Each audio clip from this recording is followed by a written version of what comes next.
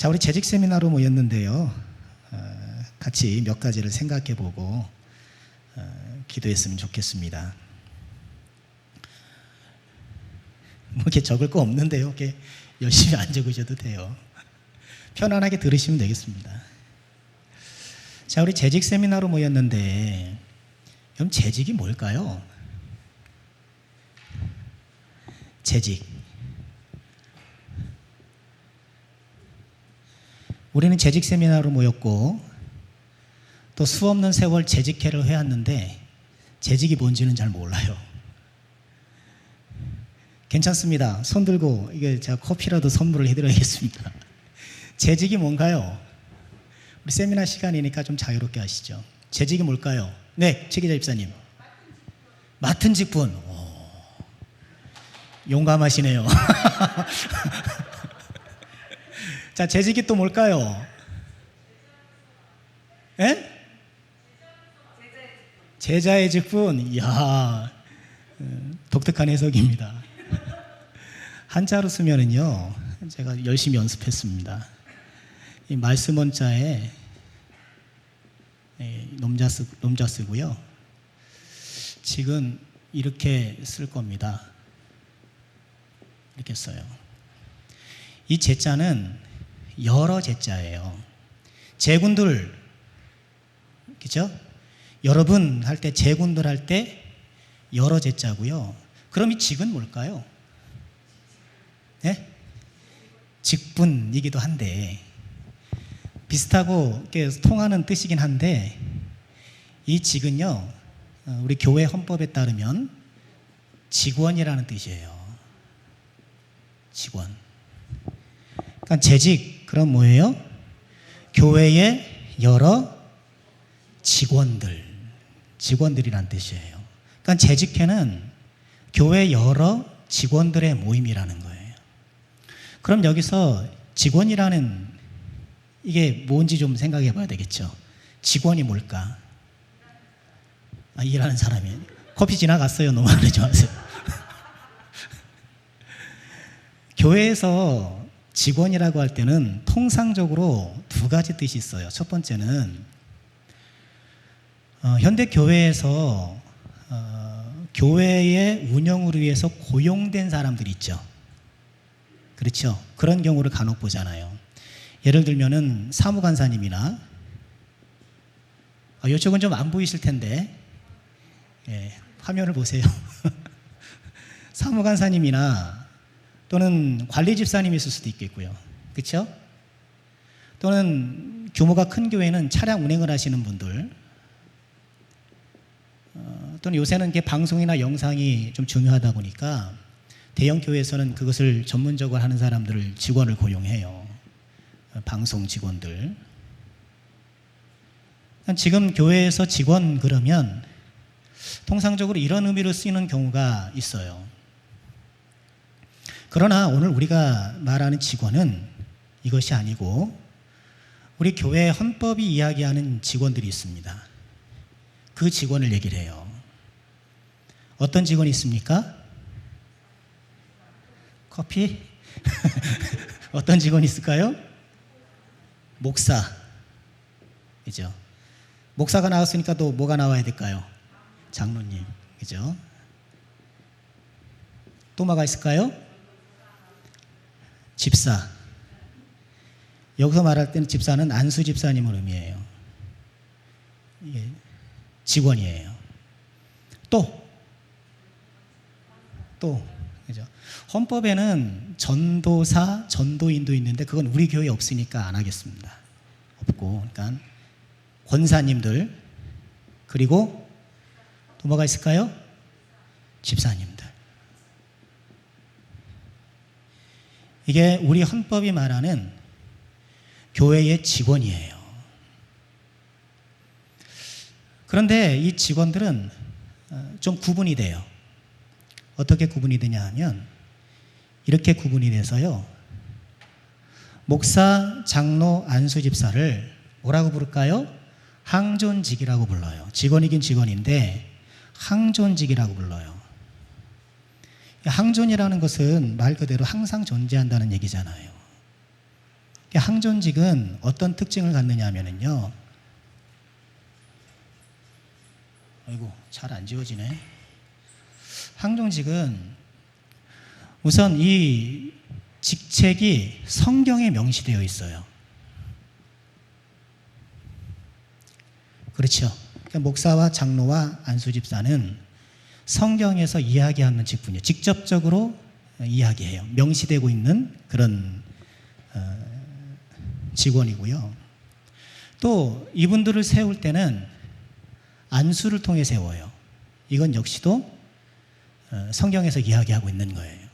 그러니까 목사도 임재 갈 때 목사 안수를 받고, 장로님들도 임재 갈 때 장립 안수를 받고, 안수 집사님들 마찬가지고, 성경에서 명시적으로 이야기하고 안수를 통해 세우고, 그리고 이 직분은 주님 오실 때까지 영원해요. 주님 오실 때까지 영원해요. 이게 무슨 얘기냐 하면, 한번 목사가 되면 계속 목사예요. 그러니까 은퇴를 해도 은퇴 목사, 그렇죠? 원로가 돼도 원로 목사, 그거예요. 우리 교회에서 다른 교회를 가면 제가 안수집사가 되나요? 돼요, 안 돼요? 안 돼요. 다른 교회를 가도 목사예요. 장로님도 마찬가지예요. 우리 교회에서도 장로님이고, 이제 어딜 가도 장로님이에요. 은퇴를 해도 장로고, 안수집사님도 마찬가지고. 항존직은 이런 특징이 있는 거예요. 성경이 명시적으로 얘기한다, 안수를 통해 세운다, 그리고 항상 그 직분이 따라다닌다는 거예요. 반면에 이 권사와 집사는 뭐라 그럴까요? 항존직에 대비되는 개념으로 임시직이라고 그래요. 임시 직원이에요. 그러니까 임시는 있다가 사라진다 뭐 이런 그 순간적이다 뭐 이런 뜻이 아니고, 그저 항존직에 대비되는 개념으로 하는 말이에요. 임시예요. 그러니 임시 직원은 성경에서 명시하진 않아요. 성경에 권사님이라는 내가 안 나오잖아요. 그러나 하나님께서 교회에 주신 권위, 교회에 주신 권위에 따라서 이런 분들을 세워주신 거예요. 그러니 비록 성경에 그 직분이 명시되어 있지 않다고 하더라도 동일하게 하나님이 세우신 직분인 거예요. 이해되시겠죠? 또 안수를 하진 않아요. 안수를 하진 않고, 또 영원하지도 않아요. 그런데 요 임시직에 있어서 요 권사님은 항존직화되어 있어요. 항존직화되어 있어요. 항존직은 아니지만 항존직화되어 있어요. 왜 그렇습니까? 비록 안수를 하진 않지만 어떻게 해요? 임직식을 하죠. 그러니까 시무권사님이 됐든 명예권사님이 됐든 권사라고 한다면 교회에서 임직식을 해서 그분들을 세워요. 그렇죠? 대답 좀 하시죠. 뭐 이렇게 긴장하고 봐요. 아니 왜 이렇게 잔뜩 긴장하고 보시죠? 그렇죠. 임직식으로 세우는 거예요. 그리고 권사님도 항존직은 아니지만 어딜 가나 권사예요. 은퇴를 하면 은퇴 권사. 우리 교회에서 다른 교회로 혹시 가면, 또는 다른 교회에서 우리 교회로 오면 무임 권사라고 얘기를 해요. 그 어감이 좀 그렇잖아요. 무임 권사 이렇게. 그래서 보통 교회는 무임 권사라는 말을 이렇게 잘 안 써요. 좀 무임 그러면 좀 뭐 그렇잖아요. 그래서 그냥 권사님 이렇게 하지만 헌법적인 명칭은 무임 권사고요. 무임 권사를 하더라도 그 교회 공동의회를 통해서 3분의 2 이상이 찬성하면 그 교회에 권사를 취임할 수 있어요. 안수집사님도 마찬가지고. 그래요. 자, 권사님은 이렇게 항존직화 되어 있다라는 것이죠. 서리집사님은 좀 이따 보겠습니다만 안수집사님과 하는 일은 같아요. 안수집사님이 일을 할 수 있어요. 그러나 서리집사님은 1년이에요. 보통 다 그래요. 그러나 이제 교회마다 이거 매년 1년마다 막 이렇게 하진 않죠. 근데 사실 우리도 그렇게 해요. 그래서 매년 월말에 12월 말에 임직을 하잖아요. 그때 이제 새롭게 집사가 되실 분. 그래서 어지간하면 뭐 한번 집사가 되면은 영원한 집사죠, 뭐 그렇죠. 뭐 이렇게 교회를 안 나오거나 이렇게 특별한 결격이 없는 한 집사님은 계속 집사님이 되는 거죠.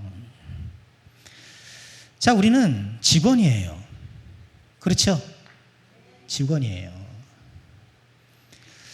직원된 우리가 하나님을 섬기도록 부름을 받았지 않습니까? 그러면 직원된 우리가 하나님을 섬길 때 어떻게 섬겨야 될까요? 오늘 두 가지를 말씀드리고 싶어요. 우리는 직원이기에 첫째, 직분에 따라 섬겨야 돼요.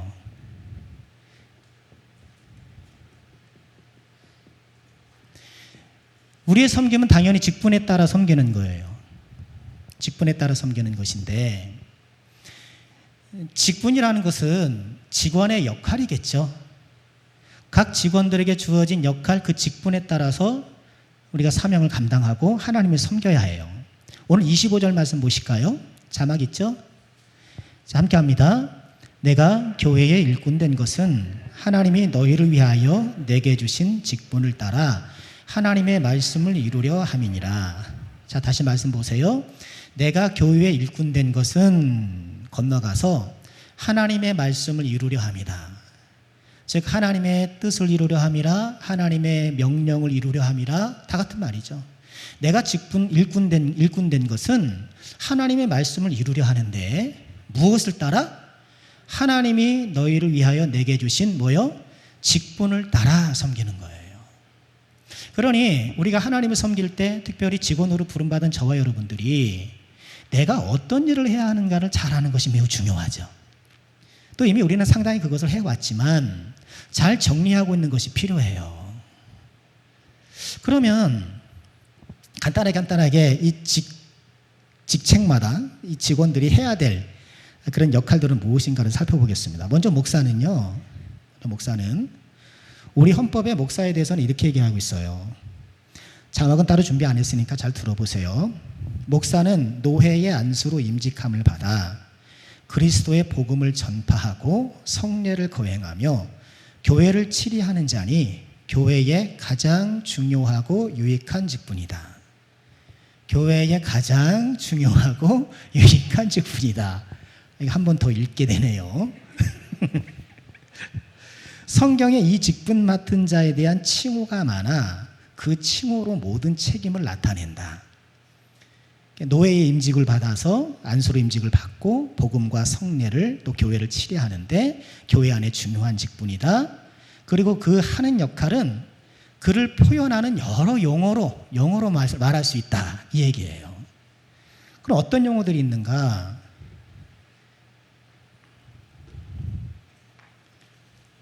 제가 읽어볼게요.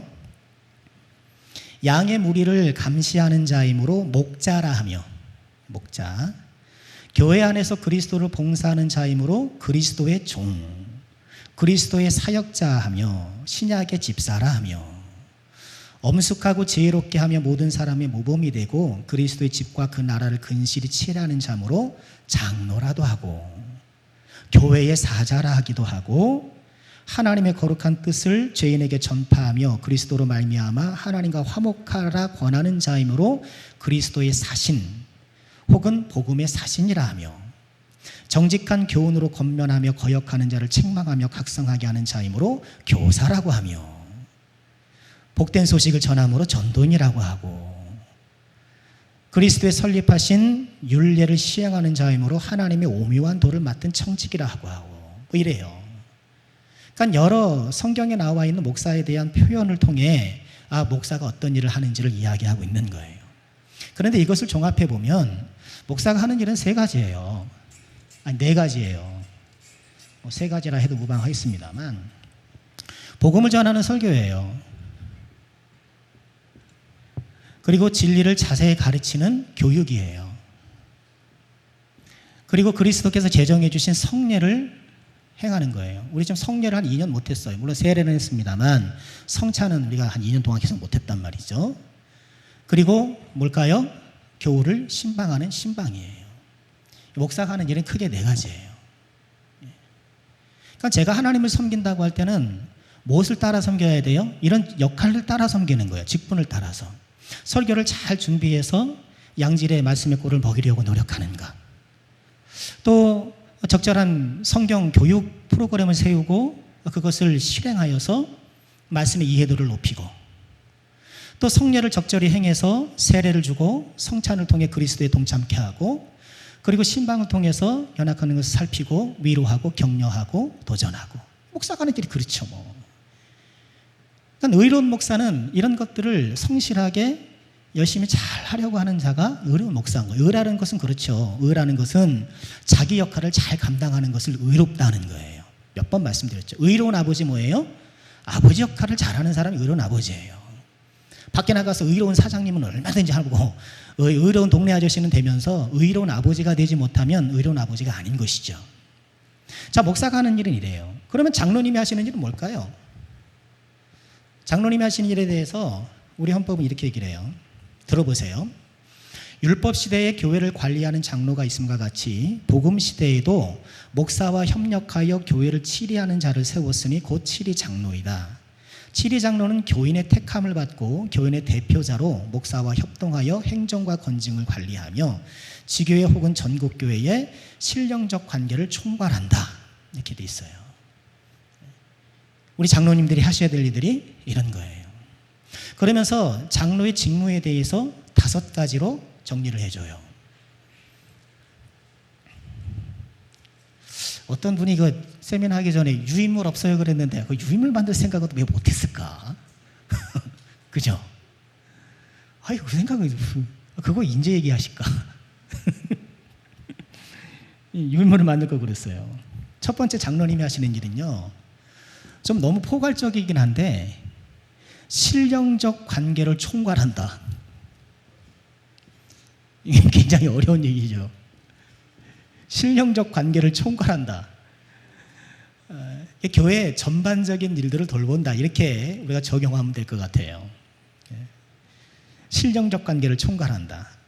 두 번째는 이 신령적 관계를 총괄하는 세부 내용이 아닐까 싶은데 도리 오해나 도덕상 부패를 방지한다. 도리 오해나 도덕상 부패 방지한다는 거예요. 그러니까 목사가 설교하고 교육을 하잖아요. 그러면 헌법에 따르면 그 도리를 오해하지 못하도록 옆에서 돌보는 분들이 누구라는 거예요? 장로님인 거예요. 헌법에 따르면. 도덕상 부패. 그러니까 장로님들이 우리 교회에 도덕적인 부패가 있는지를 감시 감독해야 돼요. 예를 들어 어떤 사람이 맨날 고스톱 치러 다닌다. 근데 그것이 뭐 명절 때 좀 재미로 하는 것 수준을 넘어서서 집사의 직분에도 불구하고 막 도박한다 막 그러죠. 그럼 어떻게 해야 돼요? 가가지고 잘 권면해야 되는 거예요. 그러니까 이전에 우리 교회도 옛날 그 세례 줬던 세례 명부를 보면 어떤 누구가 도박을 너무 많이 해서 세례를 안 줬다. 뭐 이런 게 있어요. 사실 그래야 되거든요. 어떤 성도가 어떤 성도에게 사기쳤다. 그래서 예를 들어서 그런 거. 교회의 도덕상 부패를 방지하는 역할을 해야 되고요. 세 번째는 교우를 신방하고 위로하고 간호한다. 이렇게 돼 있어요. 교우를 신방하고 위로하고 교훈이 빠졌군요. 교훈하고 간호한다. 네 번째는 교인의 신앙을 살피고 위하여 기도한다. 안 적을게요. 교인의 신앙을 살피고 기도한다. 5번째, 특별히 신방할 자를 목사에게 보고한다. 이게 돼 있어요. 그러니까 교회의 여러 성도들을 돌아보면서 위로가 필요한 사람에게 위로를 주고, 그렇죠?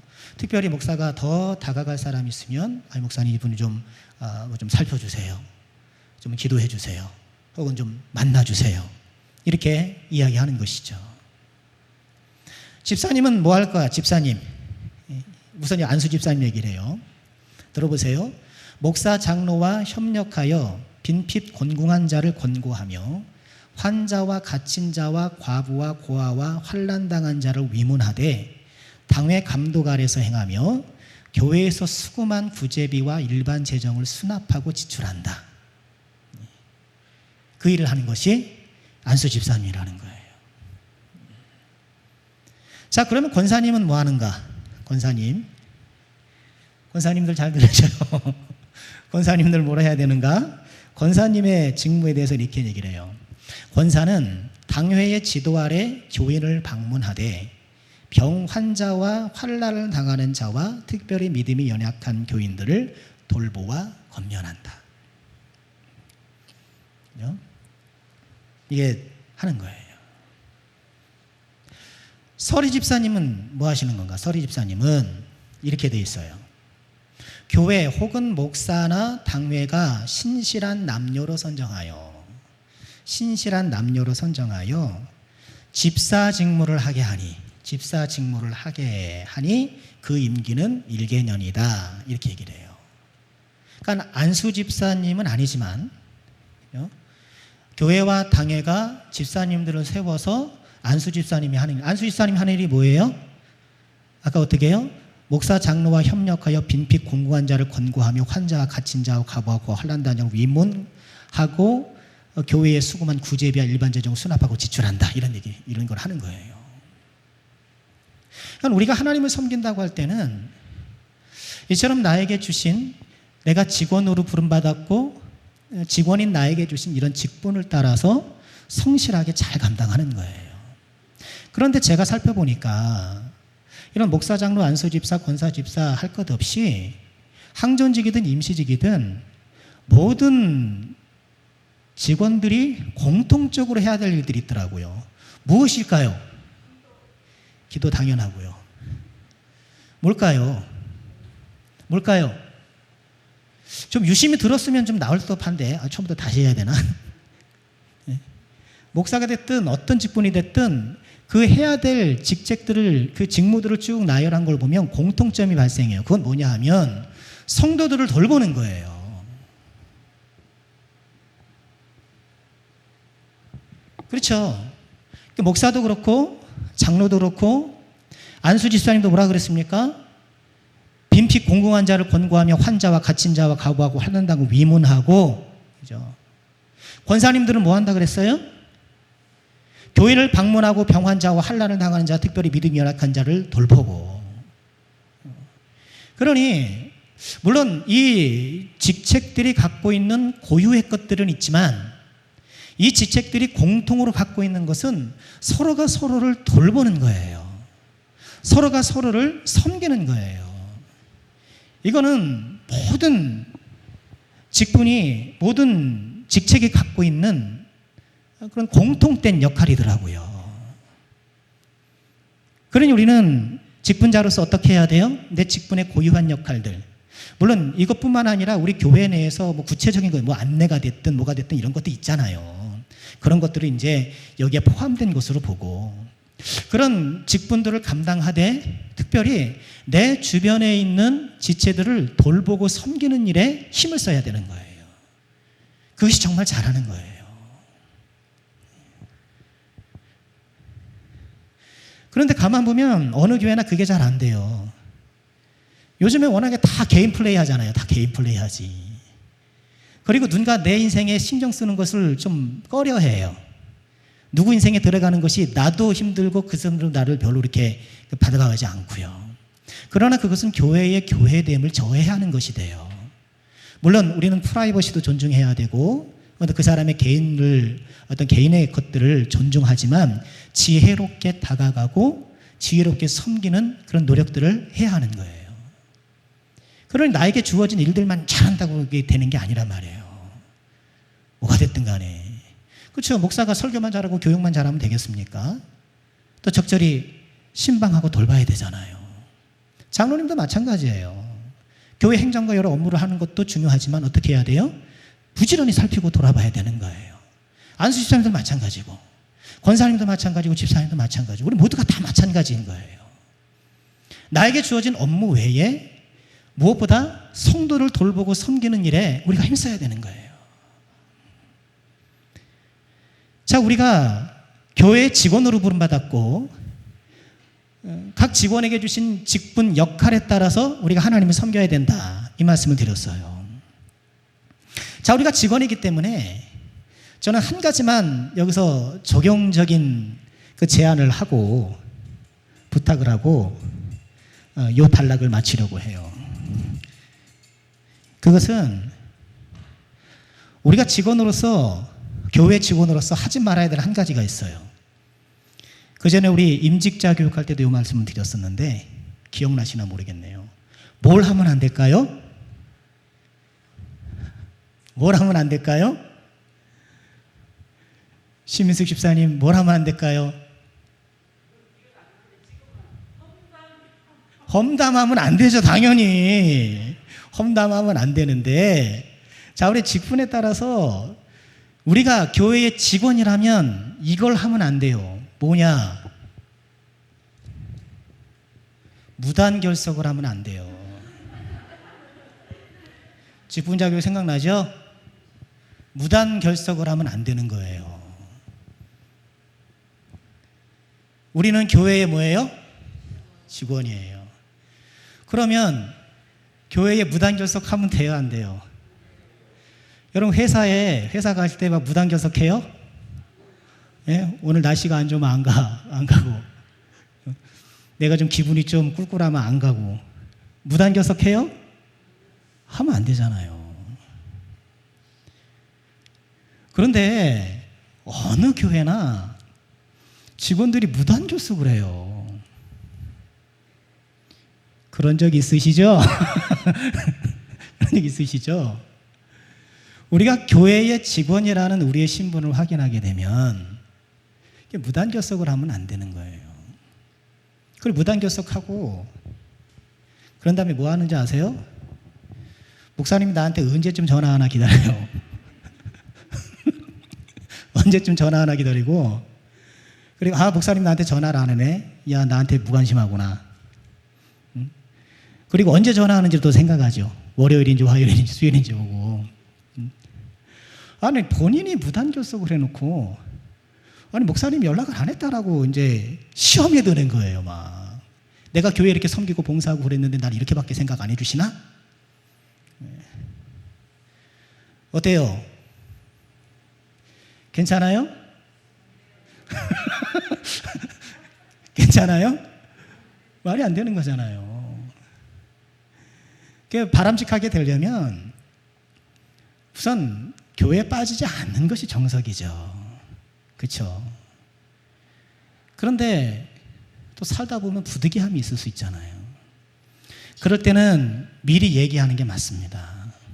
미리 얘기해서 내가 이런 대소사가 있어서, 어떤 일이 있어서 교회를 부득이 못 나오게 되었다라고 이야기를 하셔야 돼요.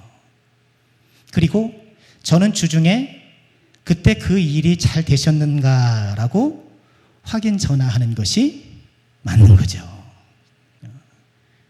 물론 저는 무단결석 하셔도 저는 전화를 할 겁니다. 그죠? 네. 무단결석 하시면 안 됩니다. 예? 예? 무단결석 하시면 안 돼요. 왜? 우리는 직원이니까. 우리는 뭐니까? 직원이니까. 하늘나라 주식회사의 군산 지곡지점이랄까? 그렇죠? 하늘나라 대리점이에요. 그런데 여기서 좀 무슨 질문하고 싶지 않으세요? 여기까지 질문. 여기까지 질문. 없으세요? 이런 반문이 생길 수도 있죠. 나는 혹시 전화를 못 하더라도 목사님은 하셔야 되는 거 아니냐. 그렇죠? 당연히 전화를 합니다. 어지간하면. 그래서 교회에 빠지시면 제가 전화 사모나 뭐 100% 뭐 100%다 이렇게 막 말씀 뭐 단언하기는 그렇지만 어지간하면 교회를 못 오시면 다 이렇게 연락을 드려요. 그렇죠? 예, 어지간하면 다 연락을 가요. 근데 이런 제가 드린 반문을 할 때가 있단 말이에요. 우리는 혹시 전화를 못 하더라도 목사님은 전화를 해야 되는 거 아니냐? 그건 당연해요. 맞아요. 중요한 건 그 이유가 뭐냐는 거예요. 왜 그래야 될까? 왜 그래야 될까요? 말씀해 보세요. 신방하고 돌봄은 모든 직원의 공통사항이라고 그랬어요.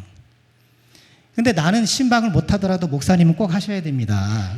당연해요. 그 말은, 그 명제는 좋아요. 근데 중요한 건 그렇게 말하는 이유가 뭐냐는 거예요. 이유가 중요해요. 이유가 뭘까요? 예?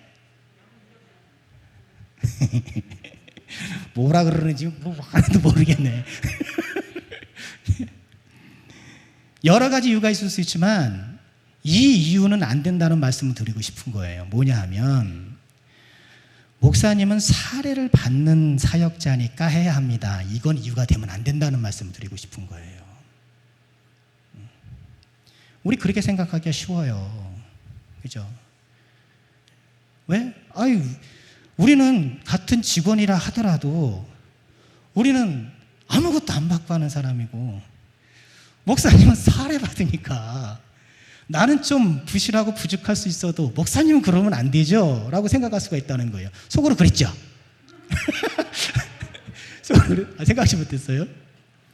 다른 이유는 있을 수 있지만 그 이유는 잘못된 이유라는 말씀을 드리고 싶은 거예요. 왜인가?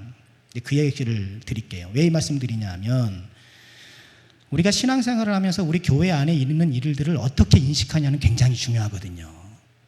근데 이것을 우리가 잘못된 인식을 갖고 있으면 잘못된 반응이 나오고 잘못된 행동이 나와요. 모든 행동은 인식에서 나오는 거예요. 잘못된 인식이 잘못된 행실을 낳기 때문인 거예요. 자, 이 얘기를 해보죠. 종교인이 세금을 내는 것이 합당합니까? 합당치 않습니까? 자, 종교인은 세금을 내야 된다면 손 들어보세요. 몇 년 전에 우리가 가결됐잖아요. 눈치 보지 마시고 괜찮습니다. 손 들어보세요. 내야 된다. 네? 종교인? 저요. 네. 목회자는 세금을 내야 된다. 손 들어보세요. 한 분. 내지 않아도 된다. 손 들어보세요. 내지 않아도 된다. 야, 우리 맞네. 근데 손 안 드신 분들은 뭐예요? 저는 생각이 없습니다. 목사님, 저는 생각이 없어요. 그거예요? 자, 내야 된다, 안 내야 된다. 지금은 이제 내는 것으로 법제화 됐잖아요. 그런데 이것이 법제화 되기 이전에 논란이 많았단 말이에요. 근데 대부분의 여론조사나 그런 분위기를 보면 세금을 내야 한다라는 것이 많았단 말이에요. 그런데 왜 일부 목사님은 세금을 내지 않아도 된다, 내지 말아야 된다라고 주장했을까? 그걸 살펴봐야죠. 전 세금 냅니다. 5월에 종합소득세 냅니다. 할 줄 몰라가지고 그냥 가지고 낑낑낑 내다가 겨우 했어요. 네. 근데 이게 여담입니다만 뭐 회사에 얼마 되지도 않아요. 이게 종교인 종합소득이라는 그런 그 세 항목이 따로 있더라고요. 그래서 거기서 뭐 집어넣고 그러면 뭐 별로 그냥 나오지도 않고 그러더라고요. 뭐 굳이라고 왜 하나 싶기도 하고, 실질적인 세수 이렇게 있을까 싶기도 해요. 여하간 내고 있습니다. 내고 있습니다. 그런데 종교인 소득을 내지 않아야 된다라고 말한 그 사람들의 주장은 뭘까? 왜 그럴까? 우리 자본주의 사회는요, 우리가 살아가는 이 세상은, 우리 자본주의 사회는 어떤 행위를 화폐 가치로 평가하는 데 매우 익숙해 있어요. 어떤 행동을 화폐로 가치화하는 거예요. 2022년 최저시급이 얼마입니까? 보셨어요? 이런 거 관심 있어 하셔야죠. 얼마예요? 예? 예, 훌륭하십니다. 9,160. 엄청 좋을 뻔했네요, 그죠? 하나가 잘못됐다, 이게. 자, 9,160원이에요. 보니까 9,160원이에요. 자, 이 얘기는 뭔가요? 그러니까 우리 사회에서 어떤 노동을 하든지 적어도 그 노동을 1시간 했다고 한다면 최소한 9,160원은 받아야 한다라는 거예요. 어떤 노동 행위를 이렇게 화폐로 가치화한 거예요. 그것이 고도의 전문성을 요하는 것이든 아니면 단순한 노동이든 간에 여하간 9,160원의 가치가 있다는 거예요. 한 시간에. 그렇죠? 그런 거예요. 또 우리는 우리의 인간관계도 화폐화해요. 여러분 결혼식 축의금 할 때 다 똑같이 하나요? 예? 똑같이 해요? 대답 좀 하세요. 똑같이 해요? 아니죠. 5만 원짜리가 있고 10만 원짜리가 있고 20만 원짜리도 있고 그런 거예요. 그죠? 그러니까 이 사람과의 관계는 5만 원짜리 관계인 거예요. 저 사람과의 관계는 적어도 20만 원짜리 관계라고 본인은 생각하는 거예요. 그러니까 나는 저 사람에게 20만 원 관계라고 생각을 하는데 5만 원밖에 안 하면 어때요? 섭섭하죠? 섭섭하지. 그건 그렇단 말이에요. 어떤 행위와 심지어 관계조차 화폐 정량화하는 습관이 우리 가운데 굉장히 들어있어요. 그런데 어떤 행위는 화폐 가치화 할 수 없는 것들 있죠. 어머니께서 나를 낳아주시고 진자리 마른 자리 그죠? 갈아 넣으시고 키워주신 어머니의 행위 얼마예요? 얼마예요? 높고 한 1억? 한 1억 할까요? 우리는 어떤 행위와 관계조차 화폐 정량화하는 데 익숙한데 어떤 것들은 화폐 정량화 할 수 없고 해서는 안 될 것들도 있는 거예요. 그렇죠? 어머니가 내 아이를 봐준다고 한 달에 30만 원을 드렸어요. 그러면 그것은 어머니의 노동 행위에 대한 보상이에요? 그렇다면 어머니를 베이비시터 취급하시는 거예요. 다르죠? 그건 다른 거예요. 우리가 하나님 앞에 섬기는 이 섬김들, 그렇죠? 하나님께서 나에게 주신 은혜들, 그래서 내가 하나님을 직원으로 부름받아서 여러 직분을 따라 섬기는 이 모든 행위들은 정량화할 수 있어요? 화폐로? 해야 되겠어요? 해야 되겠어요? 이게 할 수가 없는 거예요. 고귀한 것이기 때문에 감히 인간이 세는 어떤 것으로 세서는 안 되는 거예요. 우리의 섬기도 마찬가지고 또 그렇죠. 우리가 봉사하는 것, 그러니 우리는 신앙생활 하면서 아이고 내가 이거 이게 돈 받는 것도 아닌데 그런 생각을 멈춰야 돼요. 우리는 화폐를 받은 적은 없어요, 사실. 그렇죠? 여러분들이 평생 교회를 섬기고 하나님을 섬기면서 화폐를 받은 적은 없죠. 그런데 아무것도 못 받았나요? 아니죠. 하나님을 섬겼더니 나에게 은혜를 주시고 주님을 섬길 때 얼마나 기뻐요. 내가 그 기쁨 잊어먹고, 그죠? 내가 내 마음 관리, 신앙 관리 못해가지고 기쁨 다 증발해버리고 그냥 화석화되어서 뻑뻑하게 섬기는 내가 문제인 거지. 내가 하나님을 섬길 때 나에게 얼마나 큰 기쁨을 주세요. 그 섬김의 기쁨 아시잖아요. 나중에 내가 몸은 힘들지만 내가 어제도 보니까 또 여러분도 오셔서 청소하시더라고요. 그 청소하면서 또 마음 한편 얼마나 기쁘고 감사해요. 우리가 하나님께 드리는 이 모든 것들을 감히 화폐 정량할 수 없는 가치로 우리에게 주시고 계시는 거예요. 목회자도 마찬가지죠. 목회자의 목회 활동도 이거를 화폐 정량화하면 곤란하죠. 그러면 오전 설교는 얼마인데요? 주일 오전 설교는 신경을 좀 더 써야 되니까 얼마인데요? 세미나는 얼마인데요? 여러분 신방하는 건 얼마인데요? 이런 것들을 화폐 정량화한다는 건 말이 안 되는 거예요. 우리가 저와 여러분 모두가 하나님의 직원으로 부름받아 직분을 감당해 섬길 때에 우리의 모든 것들을 화폐 정량화해서 표현하려고 하는 것만큼 세속적인 것이 없는 거예요. 근데 목사님은 받으시지 않습니까? 그래서 목회자들이 받는 것을 뭐라 그래요? 사례라고 부르는 거예요. 사례라고 부르는 거예요. 월급이나 봉급이라고 부르지 않고. 물론 이 사례를 결정할 때는 여러 가지 직업군에서 그걸 정하는 요소들이 가미는 되겠죠. 실제 생활비가 어떻게 된가 이런 거를 여러 것을 가미를 하겠지만, 그래서 교회에서 주어지는 것들이 이런 월급이라는 외피를 쓰고 있지만 이거를 월급으로 보면 곤란하다는 거예요. 그래서 우리 청년들이 요즘 보면, 특히 음악을 하는 청년들이 알바하는 마인드로 교회 가서 하는 경우가 왕왕 있단 말이에요. 저는 이런 걸 참 안쓰럽게 생각하는 거예요. 아무도 그런 걸 가르치질 않아요. 지금 그 하나님 앞에 섬기는 행위를 그 교회 가서 내가 그렇게 하고 알바비 받는다고 생각한단 말이에요. 이런 걸 안 가르쳐 주니까.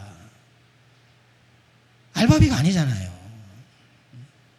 그렇게 내가 하나님을 섬기는 것이 한 달에 얼마에 몇십만 원의 알바비로 정량화돼서 주어진다는 게 이게 말이 됩니까? 이거 안 되는 거잖아요. 그런데 그런 마인드로 신앙생활을 하기가 쉽다니까요.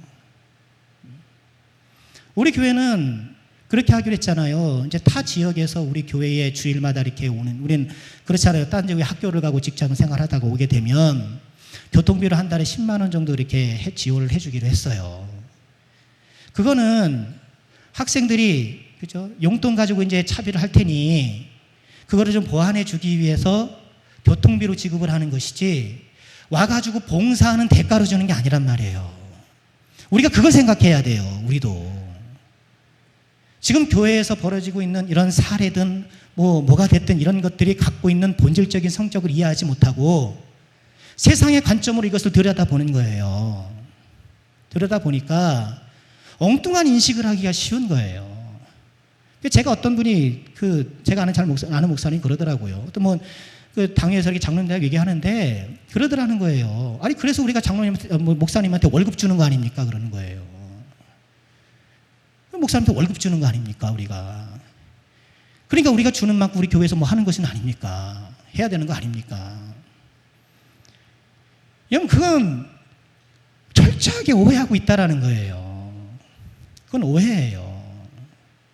우리가 누가 됐든 하나님의 직원으로 받은 저와 여러분이 직분을 따라 섬길 때에 이런 것들을 화폐 정량화하는, 물론 현실교회에서 이런 것들이 사례를 주고받고 하는 이런 일들이 있다고 하지만 이것이 갖고 있는 본질적 의미를 우리는 잊지 말아야 된다는 거예요. 세상을 보는 관점으로, 세상에서 보는 그런 시각으로 우리에게 벌어진 일들을 바라보게 되면 우리의 믿음의 순수성을 잃어버리기가 십상이에요. 나는 여러분 그렇잖아요. 여러분 얼마나 귀해요. 하나님께서 여러분들이 섬기는 걸 다 기억하실 거예요. 비록 내가 화폐를 받지는 못하지만, 그렇죠. 여러분 눈물로 기도하고, 헌신하고, 시간을 쓰고, 물질을 쓰고, 이렇게 교회를 섬긴 것을 우리 하나님께서는 다 기억하시고, 은혜 주시고, 기쁨 주시고, 생활의 복을 주시고, 장차 주님 나라 갔을 때에 또 하나님께서 합당한 상급을 우리에게 주시고, 이렇게 하나님을 바라보고 믿음으로 바라보고 또 힘써 주를 섬기는 저 여러분에게를 주의 이름으로 축원합니다. 그래서 다시 돌아가서 세금을 내는 것을 반대했던 목사님들의 마음이 그건 거예요. 어떻게 목회가 노동이냐? 그죠? 소득을 내는 노동이 아니다.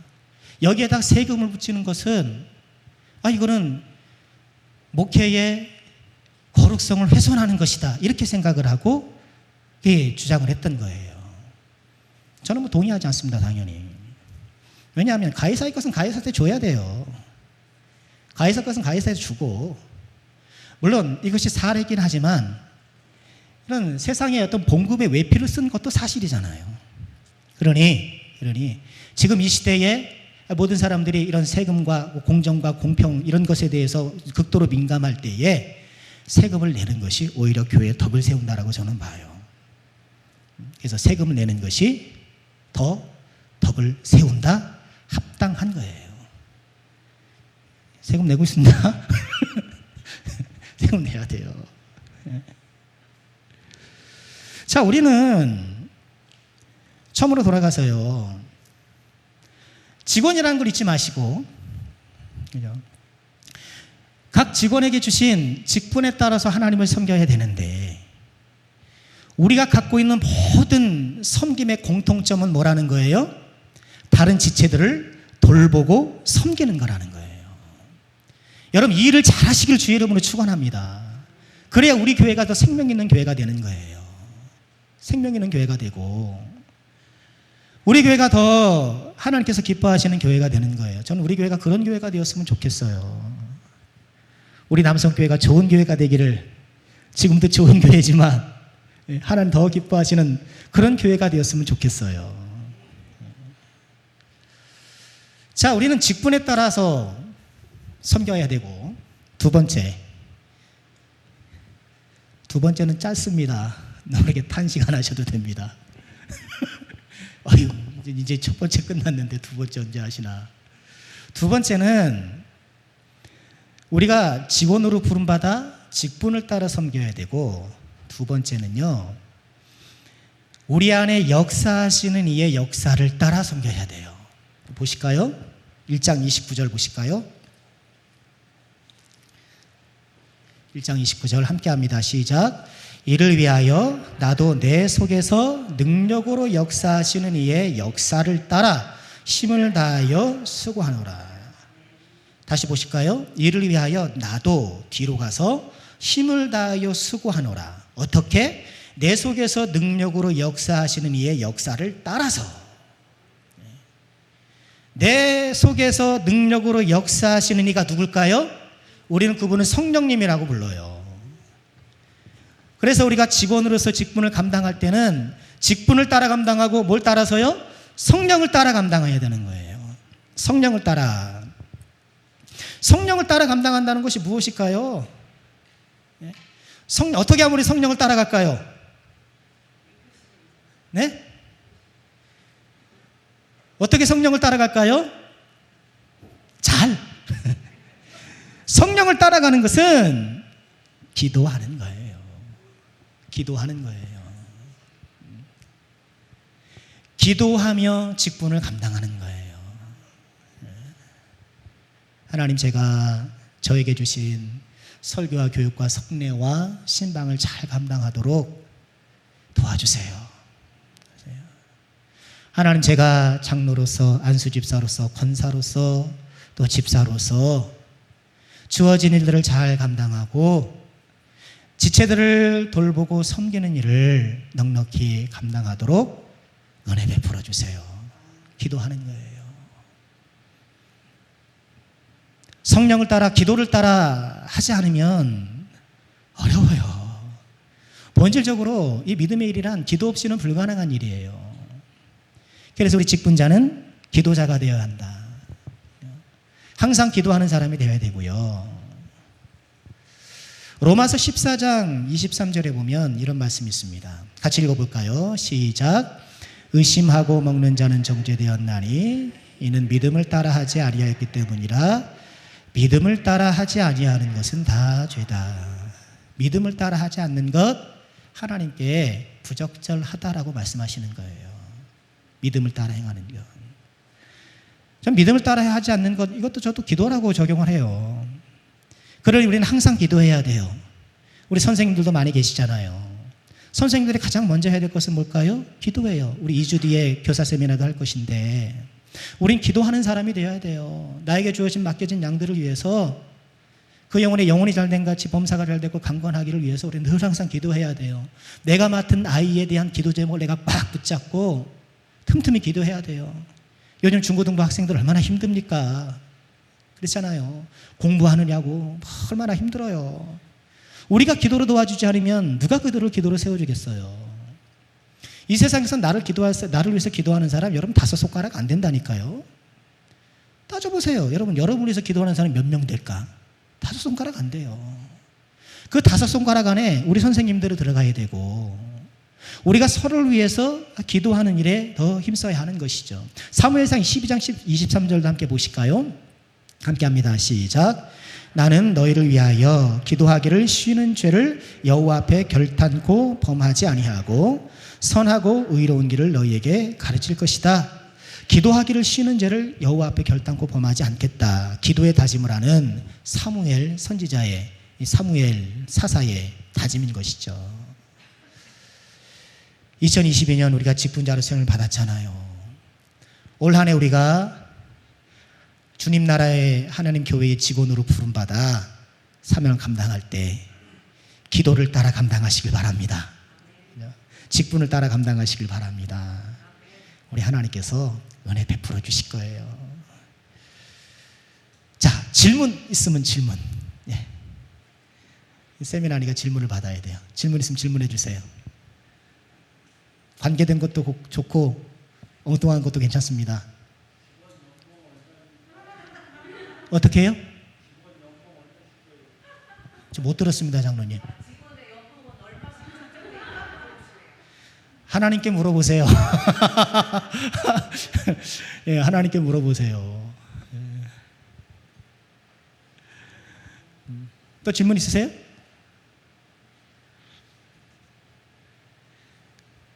자, 그러면 여기까지 마치도록 하겠습니다. 모쪼록 주님의 교회의 직원으로 부름받은 저와 여러분 올 한 해 충성하십시다. 올 한 해 하나님께서 기뻐하시는 그런 직원이 되어서 영광 올리는 우리 모두가 되기를 주의 이름으로 축원합니다.